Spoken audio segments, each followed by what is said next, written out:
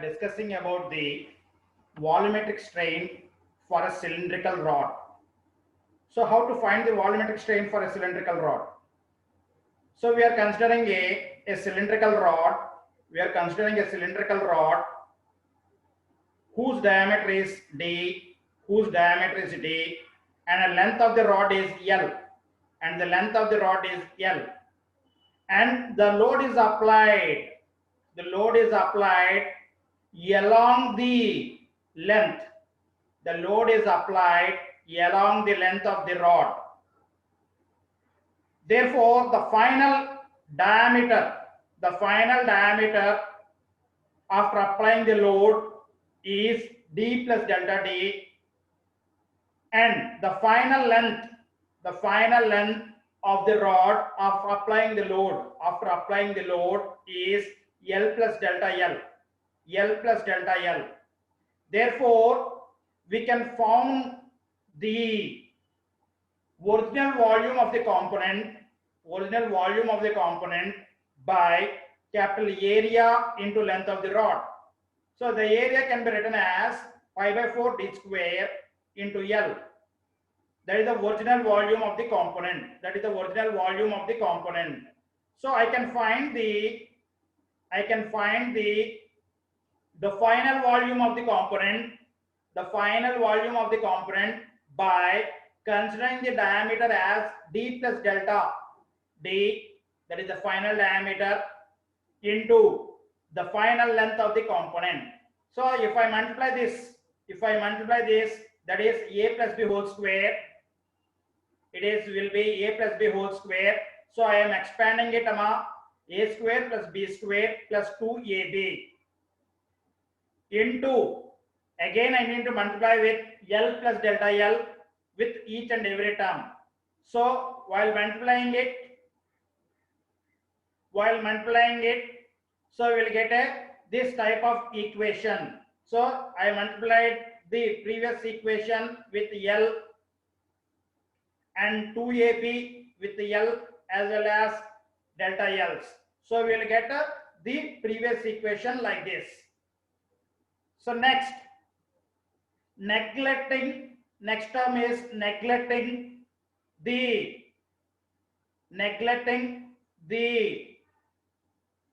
delta L's powers, that is delta L into delta L gives very small quantity.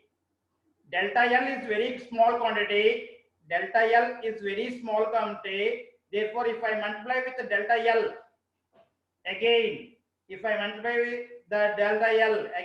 it becomes very small quantity. Therefore, it is nearly equal to zero. Therefore, I can neglect the delta L whole square. Or delta L into delta L. Wherever the delta L into delta L is available, I can neglect it.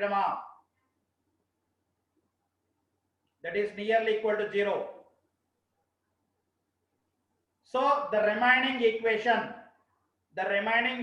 is, this is the net equation, that is the final volume of the component. So I need to find out the change of volume. So to find this change of volume, final volume minus initial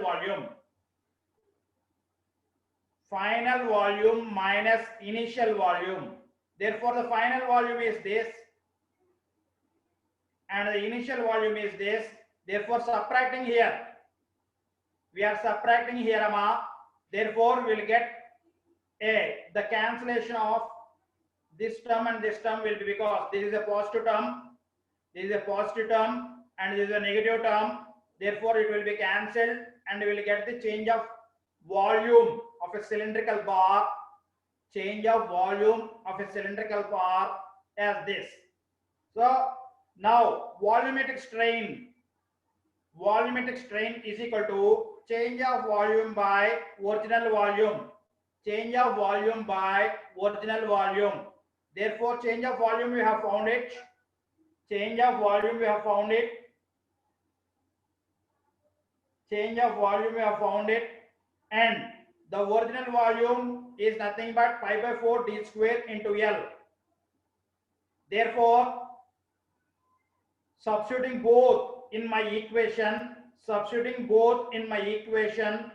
I will get the delta L by L by L, delta L by L plus 2 into delta D by D, 2 into delta D by D. So we can substitute, so you can consider this body a circular body. The length along the x-axis, the length is along the x-axis, and the load is px. The load is here, px is applied on the along the length of the component. Therefore sigma x is equal to the stress along the x-axis. The stress along the x-axis is px by area, cross-sectional area. Px by cross-sectional area. Therefore, I can write it as sigma x in terms of delta L by L. That is nothing but a strain along the longitudinal direction. Strain along the longitudinal direction. That is, longitudinal strain is equal to sigma x by E. Sigma x by E. And next, we have another equation, that is delta D by D. Delta D by D, which is nothing but a lateral strain, that is perpendicular to the action of load, that is nothing but lateral strain. So I can convert this lateral strain in terms of Poisson ratio.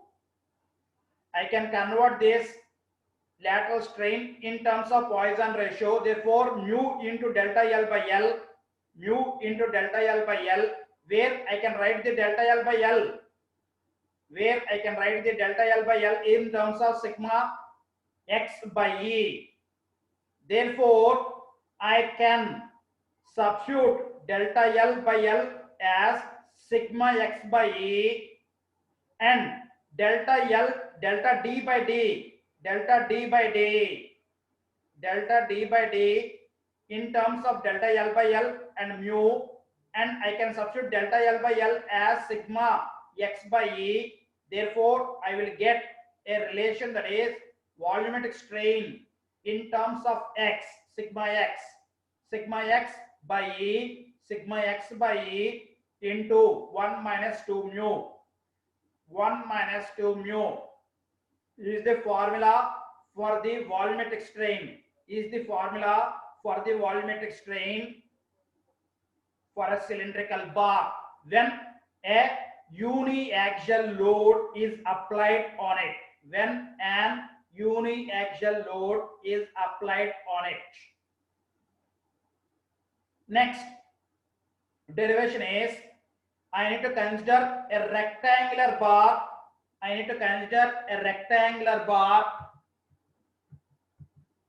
With uniaxial load on it. So here I am considering a rectangular bar whose length is L along the x-axis, and B, nothing but the width of the rectangular bar, and T is the thickness of the rectangular bar along the z-axis. Thickness is along the z-axis, and width is along the y-axis. Therefore, I can find the stress along the x-axis. Here the load is applied along the x-axis. That is nothing but a longitudinal load is applied on the component. The lengthwise the load is applied.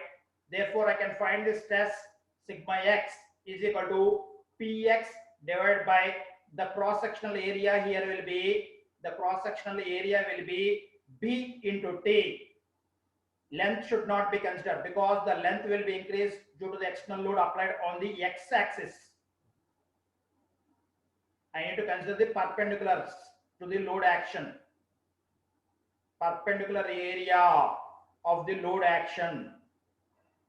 Therefore, the cross-sectional area is shaded like this. Therefore, the area of the cross-sectional is B into T. It is normal stress, it is a normal stress. Next, how to find the volume of the component, rectangular component. How to find the volume of a rectangular component? Here the volume can be found by L into B into T. So where L is the length of the component and B is the width of the component and T is the thickness of the component. Next, after applying the load Px, the body will be deformed like this. The body will be deformed like this. So here the length will be increased,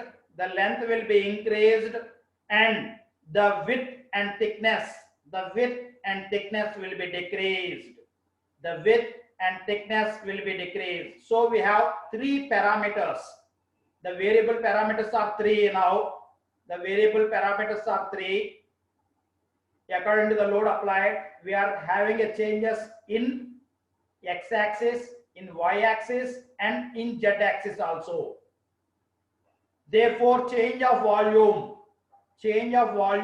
can be found by separately. The change of volume in length and change of volume in width as well as change of volume in thickness, and summation of all this we can get the change of volume total change of volume.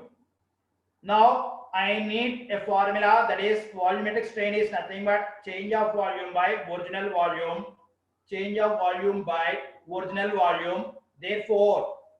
Therefore we are getting a relation, that is the original volume equation is delta, that is L B into T. Therefore B and B will be cancelled. We will get a equation delta L by L, and here also I can need to keep the delta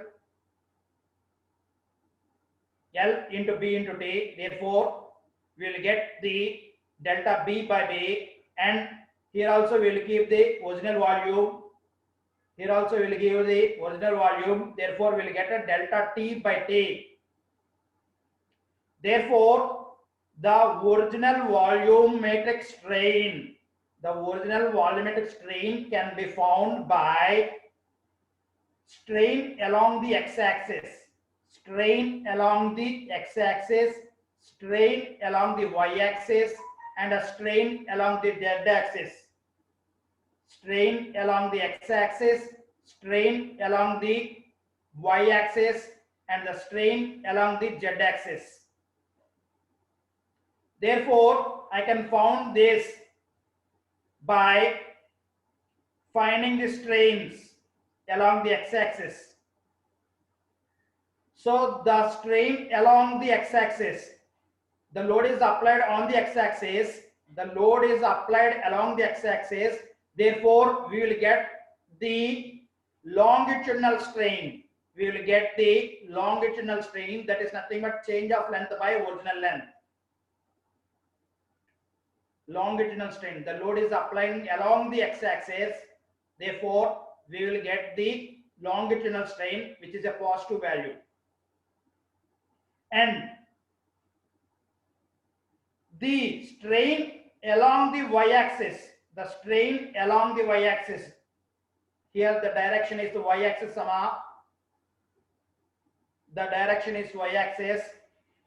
we will get the delta B by B. So we will get the delta B by B, which is nothing but a lateral strain. Therefore, I need to convert this lateral strain into longitudinal strain. in terms of Poisson ratio, therefore mu into delta L by L, here minus represents the delta B is reducing. It is a compressive in nature. Delta B is a compressive in nature. Therefore, minus represents it is a compressive in nature. And next, if I consider the z-axis, it is also a lateral strain, that is nothing but delta T divided by delta T divided by delta T divided by T, delta T divided by T, delta T divided by T. So it is also a lateral strain. Therefore, I can write it as a longitudinal strain in terms of longitudinal strain. Therefore, you will get a equation mu into delta L by L again. Mu into delta L by L again. Therefore, it is also a compressive in nature because the thickness is decreasing. Therefore, minus mu into delta L by L is the strain along the z-axis. Therefore, I can write the delta L by L in terms of stresses. Strain delta L by L is nothing but a strain. I can write in terms of sigma x by E. Therefore, I can write the formula, that is volumetric strain is equal to strain in the x-axis, strain in y-axis, and strain in z-axis. Therefore, strain in x-axis sigma x by E, I can write in terms of stresses. Therefore, minus mu into, now delta L by L is a longitudinal strain. Therefore, I can write in terms of stresses sigma x by E, and I can write the delta T by T in terms of delta L by L into mu. Therefore, I can write this in terms of sigma x by E. Therefore, I can make a common sigma x by E. Therefore, we'll get sigma x by E into 1 minus 2 mu is the final answer for the volumetric strain when uniaxial load is applied on the component. When a uniaxial, uni means only one dimensional load is applied on the component. Uni means only one dimensional load is applied on the component. So next topic is triaxial load. Very important topic, triaxial load. So if you see this diagram, a rectangular component, a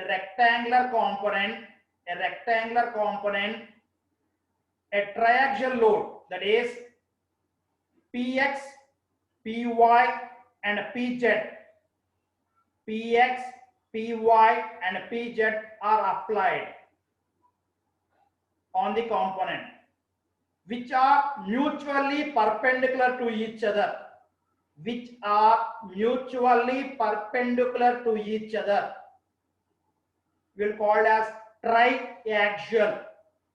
Again, three loads. Tri means three loads, which is acting axially. We have three axes for a solid.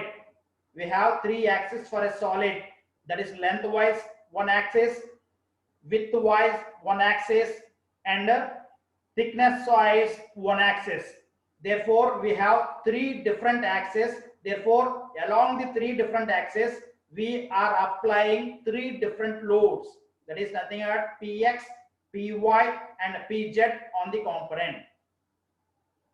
So I need to find out the volumetric strain. For a component. when a triaxial load is applied on the body. When a triaxial load is applied on the body. Therefore, I need to consider individually. I need to consider individually, only separately, that is load X, load Y, and load Z separately. I need to find out the volumetric strains. So here I am considering the body with X direction load. X direction load. So previously we have studied this. So due to the X direction load, we will get the sigma X, that is Px by B into T. So we will find the strains. We will find the strains, and we can find the volumetric strain for that X direction load. What I have discussed before. Whatever we have discussed before, that is, we have derived this previously, that is sigma X by E into 1 minus 2 mu. Next, I need to consider the Y direction load. I need to consider the Y direction load. So this is the Y direction load on the component. So we'll get the Y direction stress. Y direction stress is nothing but Py. Now the area is length into thickness. So here the shaded area, if you see the blue color area is length, and the thickness is need to be taken here to find the stress on the surface. Therefore, Py divided by L into T is the stress along the y-axis. Therefore, I need to find out the strains along the x-axis, but the load is in y-axis.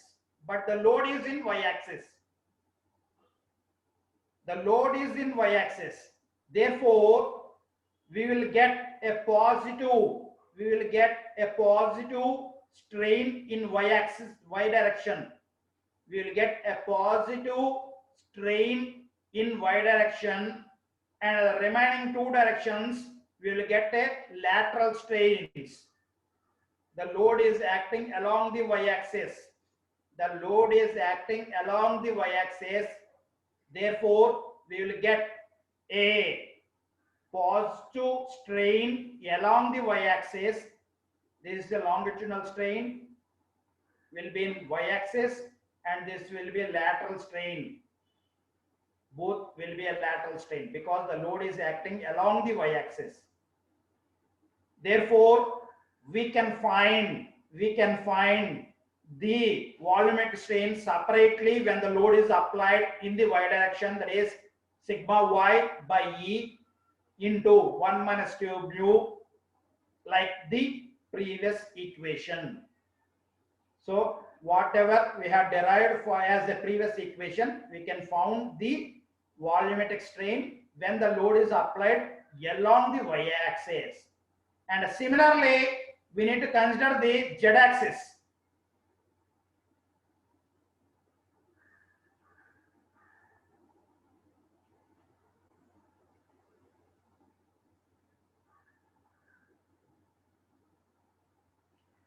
We need to consider the z-axis. The load acting on the z-axis, that is nothing but Pz. The load acting on the z-axis is nothing but Pz, and the shaded area, red area is now length into widthness. Here width is B, therefore stress sigma z is nothing but Pz by L into B. That is the stress along the z-axis. Now I need to find out the strains. Along the individual axis. That is x-axis, z-axis, as well as y-axis. I need to find out the strains along the axis when the load is applied along the Z direction, when the load is applied along the Z direction. Therefore, the load is applied along the Z direction. Therefore, we will get a longitudinal strain in ZZ axis. It will be a positive. It will be a positive. And remaining two will be a lateral strain. Therefore, we will get an equations like this in terms of stresses of Z axis. Therefore, substituting the values, we will get sigma Z by E into 1 minus 2 mu. These are the volumetric strains when we are considering uniaxial loads separately, that is in x-axis, in the y-axis, in the z-axis. I have derived the equation for a uniaxial loads only. Now I need to derive an equation for the triaxial load.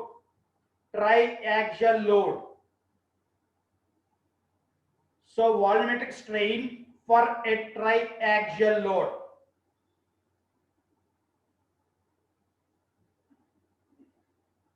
So if you see here the diagram, now a component feels triaxial load, that is Px is also available, Py is also available, and Pz is also available along the y-axis, along the z-axis, as well as along the x-axis. Now I need to find out the volumetric strain for a component when a triaxial load is applied on the component. Therefore, I need to find out the separately that is strain in x-axis, strain in y-axis, strain in z-axis. So here the strain in x-axis will be occurred due to the x loading, y loading, and z loading. The strain in x-axis will be coming into picture when the load is applied in x-axis, the load is applied in y-axis, and the load is applied in z-axis. And I need to find out the strain in y-axis. The strain in y-axis when the load is applied in x-axis, and the load is applied in the y-axis, and the load is applied in the z-axis. Here black represents the load direction. And red represents the direction of the axis. Black represents the direction of the load, and red represents the direction of the elongation, that is strains. So we are finding the strain when the load is applied in the x-axis, and we are finding the strain in x-axis. The load is applied on the y-axis, and we are finding the strain in x-axis. And the load is applied in the z-axis, and we are finding the strain in x-axis. Similarly, the load is applied in the x-axis, and we are finding the strain in y-axis. The load is applied in the y-axis, and we are finding the strain in y-axis. And the load is applied on the z-axis, we are finding the strain in y-axis. Similarly, we need to find out the strains in z-axis. When the load is applied on the x-axis, y-axis, and z-axis. So we have already found this.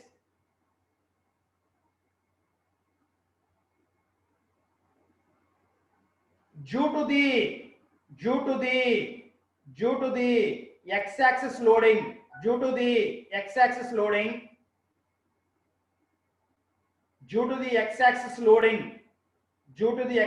loading, we have found this equation.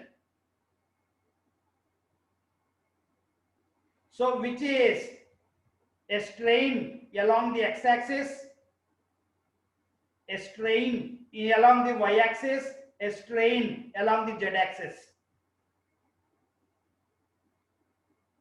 So similarly, we have found the load that is acting on the y direction and the strains along the x and y and z. So this is the equations. Separately we have found it. That is the strain along the x-axis, strain along the y-axis and a strain along the z-axis. Separately we have found it. And we are considering the z-axis. So what is the strain load on the z-axis? The strain along the x-axis, the strain along the y-axis, the strain along the z-axis. So here we are finding the strains. We are finding the strains along the z-axis. We are finding the strains along the z-axis when the load is applied x, y and z. We need to combine all this equation. If he is asking the strain in only x-axis, if he is asking the strain in only y-axis,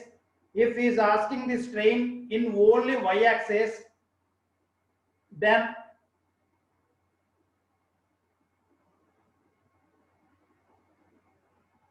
we need to consider the y-axis strain in terms of x, y and z. If he is asking the z direction strain, we need to consider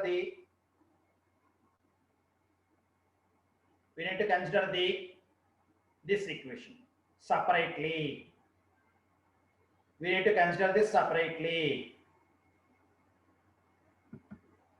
Now I need the volumetric strain.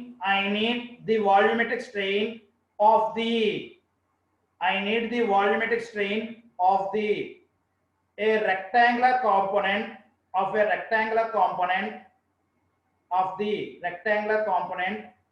whose applied load in x-axis, y-axis and z-axis. Applied load in y-axis, z-axis as well as x-axis. Therefore, I need to add the volumetric strain along the x-axis.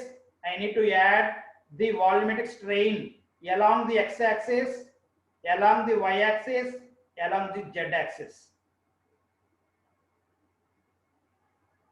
So I am adding all these 9 terms.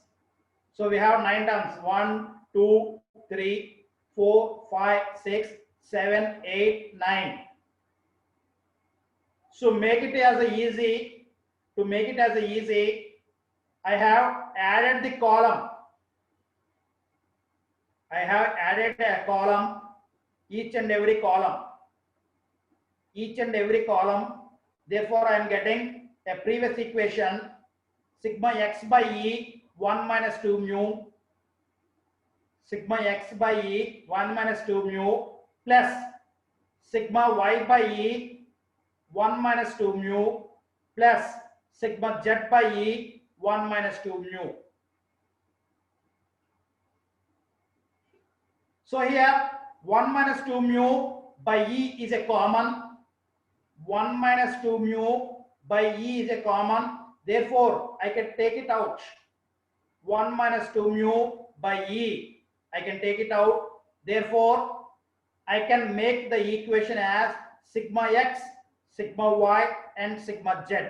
This is the final equation for a rectangular body when a triaxial load is applied on the component.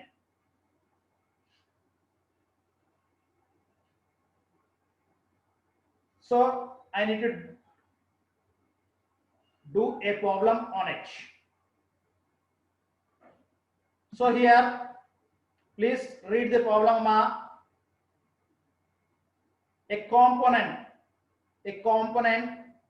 is nothing but a rectangular component, and loads are applied on the faces. The loads are applied on the faces as shown in the figure. And he had given the Young's modulus of the component, and Poisson ratio of the component. And what we need to find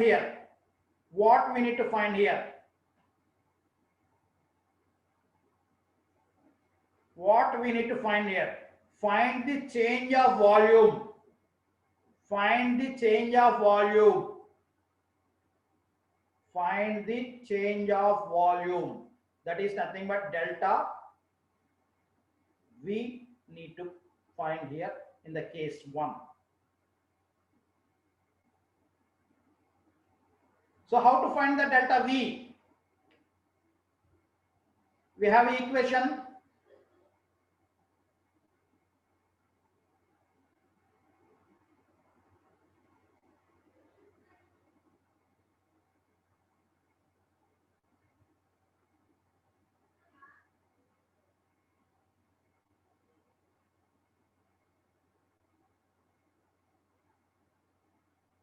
So now only we have proved it. Here it is triaxial load is applied on the component. So this is the one direction, this is the second direction, and this is the third direction. So we need to find out the stresses along this face. And we need to find out the stresses along this face.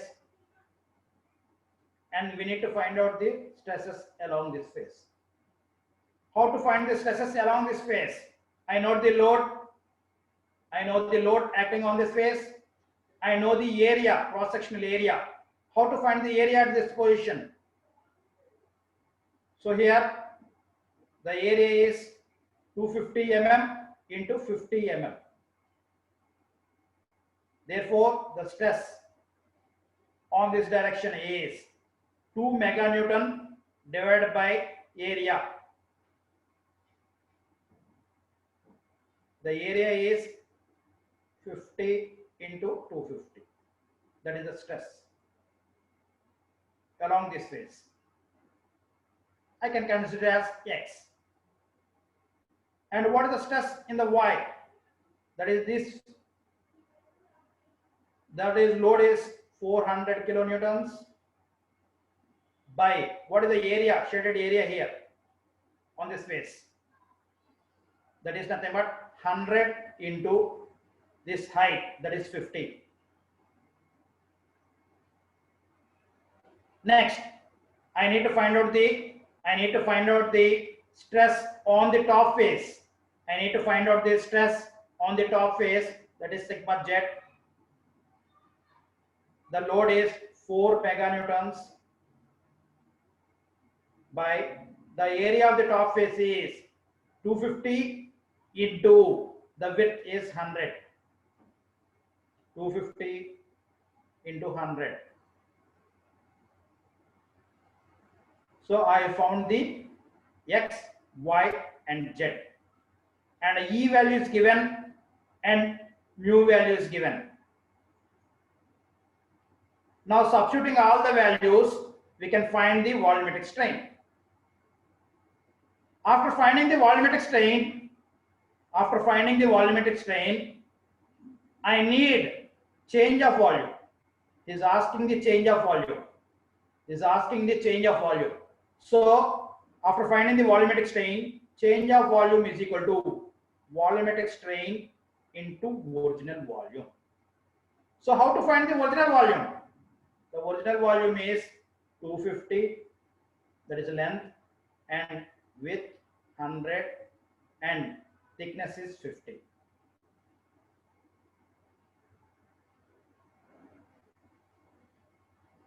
That is the original volume. So substituting the values, I can find the change of volume. That is the case 1. But if you see here, the tendency of loading,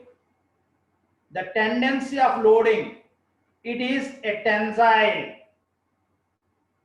It is a tensile. And this is also a tensile. But on the top face, it is a compressive. On the top face, it is a compressive.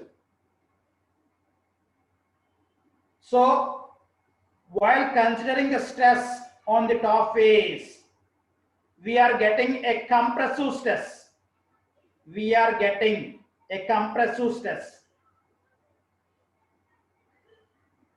These two are a tensile stresses.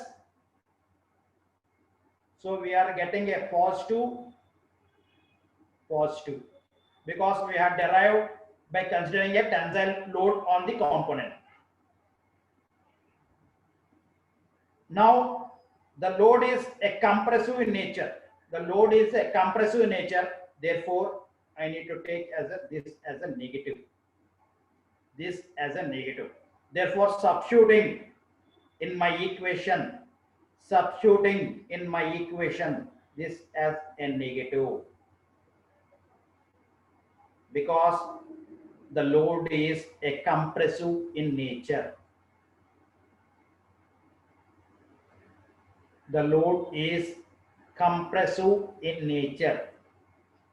That is the case 1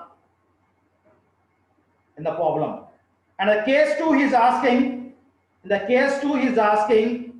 also find the change of length, the change of load, that is 4 meganewton. 4 meganewton నేను change చేయొచ్చు అప్పుడు. ఎంత change చేయాలో నాకు తెలియదు, but ఎంతో కొంత నేను చేంజ్ చేయొచ్చు, such that the change of volume has no difference. No change of volume exists in the bar. That is nothing but delta V must be equal to 0. So ఇక్కడ ఇది change అయ్యేట chance లేదు, ఇది change చేసే chance లేదు. We can change this load. ఈ load ఎంత మార్చితే delta L 0 అవుతుంది. That is the second case. రెండో కేసు అడుగుతున్నాడు. That is the second case. So we can take the same equation.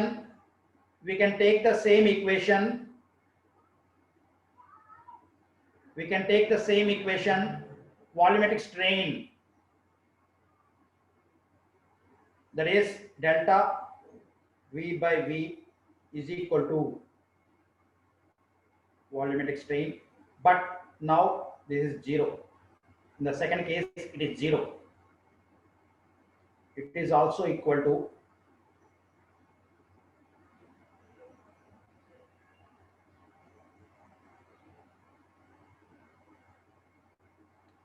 same equation I am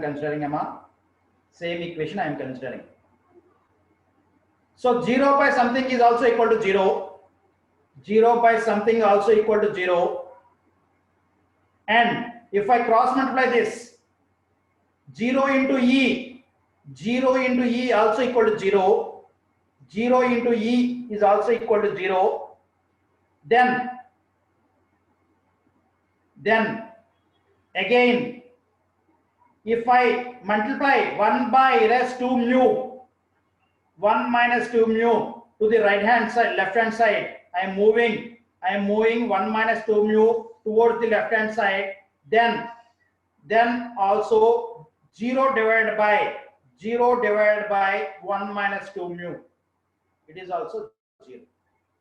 Therefore, the equation becomes 0 is equal to sigma x plus sigma y plus sigma z. So sigma x is previous value, sigma y is also previous value, and now sigma, it will be a minus amount. Z will be a minus because it is a compressive nature. Now I need to find the sigma z. I need to find out the sigma z, find the sigma z by moving the sigma x and sigma y to the left hand side. Now find the load after finding the stress in the z axis. After finding the stress in z axis, find the load that can be applied such that the volume is 0. Change of volume is 0.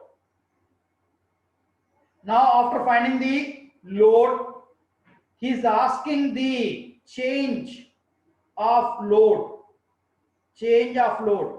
So now the final load is known. So the final load minus initial load gives the change of load. So in this manner, we need to find out the change of load, how much I need to increase. Is asking how much I need to increase when in z-axis only, such that the volume, change of volume is equal to 0. That is the case 2 is asking. ఎంత load నేను increase చేయాలని మాత్రమే అడుగుతున్నాడమ్మా. ఎంత load నేను increase చేయాలని మాత్రమే అడుగుతున్నాడు. So this is the problem we need to do here. So with this I am closing my section.